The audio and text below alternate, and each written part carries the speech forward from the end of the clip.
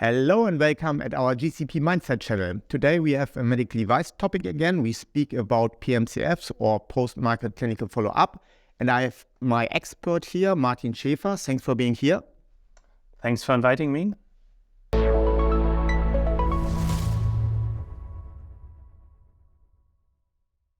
Yeah, Martin, thank you very much for being here to speak with me about PMCFs. It's a medical device topic. I think it's a very important medical device topic because I think the number of PMCF activities, especially also trials, will increase dramatically in the next couple of years, and they increased already. But before we speak about this topic, let's come to yourself. Can you tell me a little bit about you? What makes you an expert for this topic? I am since about 2.5 years in clinical research. Since about 2 years, I'm a regulatory affairs manager in clinical trials for medical devices and drugs. Before that, my expertise was in biology. I'm accredited in biology. I've experience in biochemistry. Was a couple of years abroad in the US and in England. And I was working on natural products, like the precursors of our modern medical drugs, which kind of raised interest in this topic in the field of clinical trials. Okay, great. Martin, let's come to the topic, PMCFs or post-market clinical follow-up. It's for medical devices which are on the market already, therefore the name. But what exactly is a PMCF? Okay, PMCF studies basically should aim to test the product in everyday use, which means you test how the product during its expected lifetime is performing, if there's any safety concerns, if there's anything picked up of a marketed device that has not been tested before it's been CE certified, or that cannot be caught by the pre-market testing. Does it mean that the manufacturer of a medical device gets a CE mark without testing everything yet? Yes, that's possible.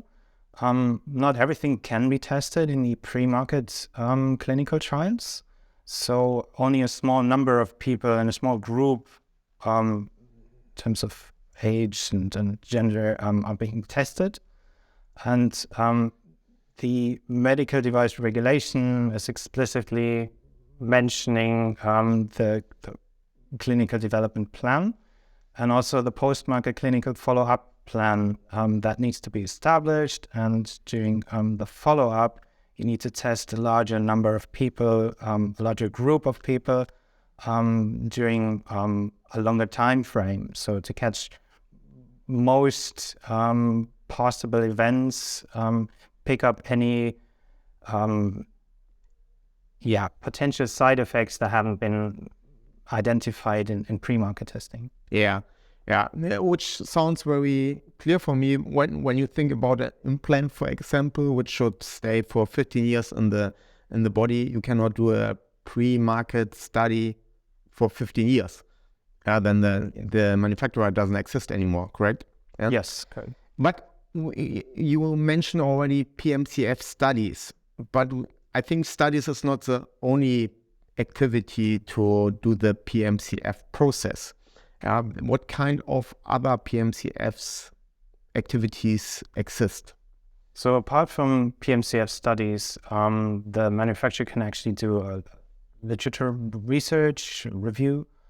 We can take the data of the marketed product and, for example, use a comparator product. But the new regulation is much stricter. So the comparator product has to be very similar in specific terms to actually be able to use these data and transfer them for the product. Okay, interesting. But let's come back to the studies, PMCF studies. There we have also different ways of conducting clinical studies in the post-market mode. Yes, that's correct. You can have different types of PMCF studies. So the MDR defines which study falls under which category, and also the application procedure for the ethics committee and the competent authority. So, for example, if you have a CE mark device and you use it according to its intended purpose, and you don't have any intervention in terms of study-specific intervention, it actually doesn't fall under the MDR. So you only need an ethics approval. As soon as you come with an intervention or a burdensome procedure for the study, it's covered by the MDR, which means apart from an ethics approval, you also need to notify the competent authority. And there's a third procedure. So if you have a CE mark device, but you're testing something new, then you end up with a completely new study. So you basically have to have the full approval from the ethics committee and also the competent authority, because you're basically out of the CE mark of the device. Okay, very good. But I think we talked about it already in the past. What is an intervention, a study-specific intervention? Is a randomization process, is it a study-specific intervention, or the use of diaries or the use of quality of life questionnaires? Is that considered an intervention? So intervention is not specifically defined by the MDR. So there's evaluation depends a bit on subjective assumptions of the sponsor of the study and also the ethics committee who's evaluating the study manuscript. When it comes to interventions, you can obviously have different interventions. It can be burdensome to have too many follow-up visits, or it can be burdensome to have, for example, taking blood for each individual follow-up visit has a study-specific procedure. So depending what is planned for the study and specifically, you might end up with an interventional study. Okay, but coming back to the randomization, do you think that randomization is per se an intervention for PMCF? Strictly seen, it can be seen as an intervention, but not necessarily. Okay, Martin, very clever answer, but it's not so easy here. Yeah, give me one example, please. Okay, so for example, you can have an intervention if you have two different devices and you test them, you compare device A to device B, and they're both marketed, but they are different devices. And if the randomization process would be different compared to the process that the investigator would take if he was not taking part in the study, then you do have a burdensome intervention, because it could mean a disadvantage to that individual patient that is randomized based on the study and not on the investigator's decision. And that will be a burdensome intervention, which means it's covered by the MDR and you have to notify the competent authority. You don't have an intervention or burdensome intervention, for example, if you have a ophthalmology like lens, and you have a particular order where you implant these lenses, like first right and then left, or the other way around, because it doesn't make any difference. It's the same product that's implanted on both sides, both eyes, and the burden would not apply. There would be no disadvantage to the patient. Okay, this sounds very clear. What would you consider as the biggest challenge for a PMCF study? So the biggest challenge is probably the different national regulations when it comes to non-interventional PMCF studies, because there are no fixed timelines and so many different country-specific requirements. even among a country, like for example, Germany, it's very differently handled from one ethics committee or one country to another. For example, in Germany, some ethics committees are fine if you have a primary vote of a different ethics committee. Another example, Austria, you need to have an annual renewal of your vote. Otherwise, it's not, you cannot conduct the study any longer.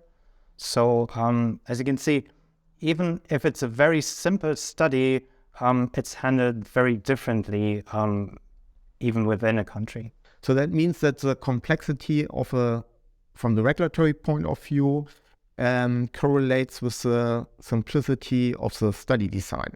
So a simple study with no intervention is more complex than actually complex study with intervention, which means for me that it might make sense that you want to do a simple study, but you let it fall under the MDR, where you involves the competent authority in the ethics committee, but then you have strict timelines, you have strict documents, and it's much more reliable, the whole process, than these national PMCF way with no interventions. Yes, that's actually correct. So for pre-market studies, you do have very strict and defined timelines and paperwork. And for post-market studies, you don't. So that's mainly the problem, because your application may rest on the desk of an ethics committee for like 2 months and then required to respond. Obviously, they try to, and they're trying to make it as good as possible. But if it's not defined, basically each country and each ethics committee can set their own standards for an application. And yes, you need less paperwork and you don't have these timelines, but at the same time, it can be a disadvantage. Yeah. And when you say 2 months, it's very optimistic. It can also be longer because you don't have legal timelines. Now, according to my experience, we had already chairmen of ethics committees who went on vacation for a month, and then nobody worked on the study review process. Okay, this is a problem we can't solve today, but what kind of advice would you give a client, a manufacturer, if they plan a PMCF or they are required to do a PMCF? What do they need to keep in mind when they plan it? Yeah, so if you plan a PMCF study, you obviously have to take into account these country-specific requirements, especially when it comes to non-interventional PMCF studies. So the scope of the study, the intervention kind of defines the strategy you have to approach to apply to the ethics committee and potentially to the competent authority. So it is important to know the EU and the national regulations and also the differences between these different types of PMCF studies. Okay. And I think it's also very important that they understand that for one study, we have no strict timelines. And that means even so it's a simple study, it can last longer than the more complicated study, correct?